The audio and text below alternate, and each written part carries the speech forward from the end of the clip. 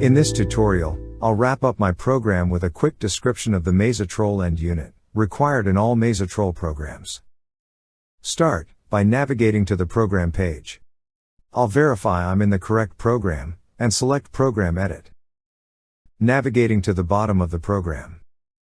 I'll start a new unit, and select End, for End Unit.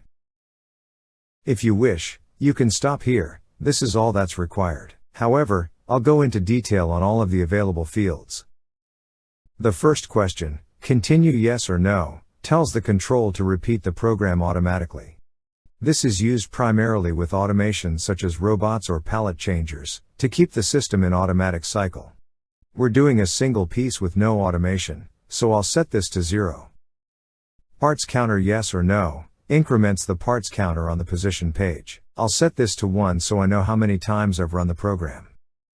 Auto tool change yes or no, is a convenient way to keep a tool in the spindle when the program finishes. If you're running a single tool program, setting this to 0 will leave the tool mounted in the spindle.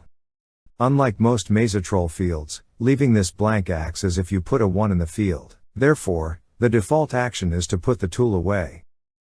This behavior can be changed in parameters, but I'll leave it alone. Return position gives you several choices of where to send the machine when the program ends. 0 position is machine home.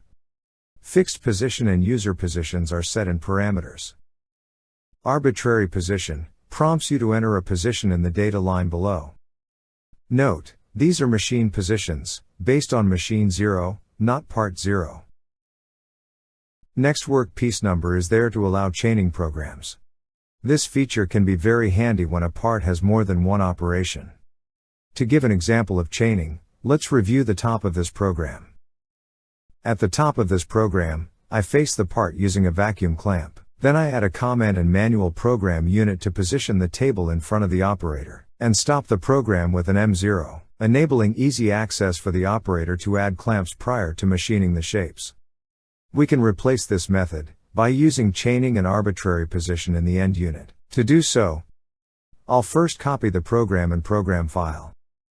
In Program File, highlight the program to copy, select Program Copy, and give the new program a name. I want to edit this new program, so I'll highlight it, and select Program Edit.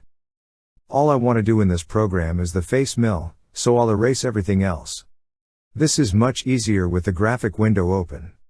After selecting Program Edit, select the comment unit number 3 in the tree window. Select the right-hand menu key for more menu choices, then erase. Scroll to the last unit before the end unit, and click on it to select everything. Select OK to delete everything.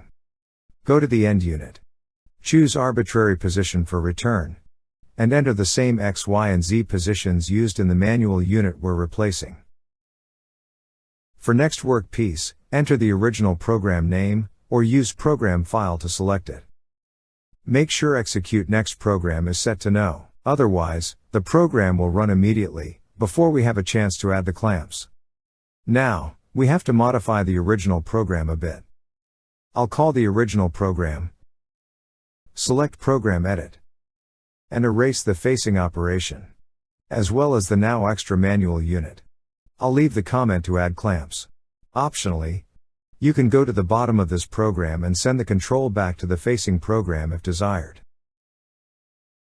When I run simulation for the facing program, it does the facing, positions the machine and waits for another cycle start, before running the rest of the cutting program.